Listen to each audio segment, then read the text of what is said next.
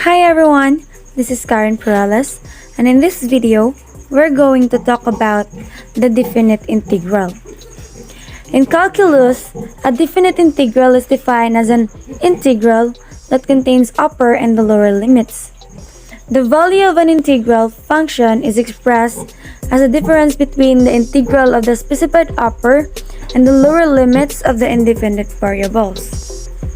So, the difference between definite and indefinite integral is the definite integral has an upper and lower limit, while the indefinite integral does not have. The antiderivative of a function f of x is capital F to evaluate the definite integral. Once you find the antiderivative, you need to plug in the limits of integration, so the value of the definite integral is going to be f of b minus f of a. So now, let me show you by which we can evaluate a definite integral. So, we need to find the antiderivative of this expression. So first, let's rewrite the constant 8 and add 1 to the exponents. So 3 plus 1 is 4 and divide it by 4. Now let's repeat the process to the next one.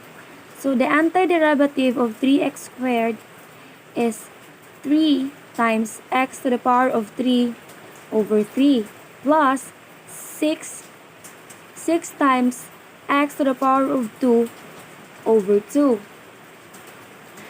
And because we're dealing with the definite integral, we don't need to write the constant c, but we need to write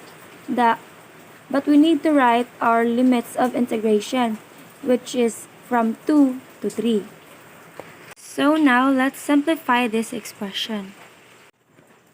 So 8 divided by 4 is 2x to the power of 4 plus 3 divided by 3 is 1, so it will become x to the power of 3 plus 6 divided by 2 is 3x to the power of 2. Evaluate from 2 to 3. So this is going to be f of 3 minus f of 2. And keep in mind that this expression represents the lower case of f of x. And this expression is the antiderivative, which represents the capital F of x. So we're going to plug in 3 and 2 into capital F of x. So in this bracket, we're going to put f of 3. And here is going to be the f of 2. So now let us plug in 3 into this expression. So 2 times 3 to the power of 4 plus 3 to the power of 3 plus 3 times 3 to the power of 2. Now let's substitute x with 2 in the second bracket. So 2 times 2 to the power of 4 plus 2 to the power of 2 plus 3 times 2 to the power of 2. In this case, let's do the math. So 3 to the power of 4 times 2 is 162 plus 3 to the power of 3 is 27 plus 3 to the power of 2 times 3 is 27 as well minus 2 to the power of 4 times 2 is 32 plus 2 to the power of 2 is 8 plus 2 to the power of 2 times 3 is 12. So 27 plus 27 is 54. And 32 plus 8 is 40. And 40 plus 12 is 52.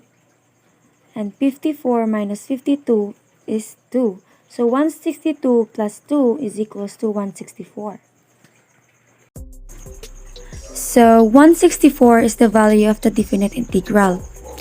And 164 represents the area under the curve that is between the curve represented by the function in the x-axis between the x values 2 and 3. So that's what the definite integral can do. It can help you to calculate the area under the curve.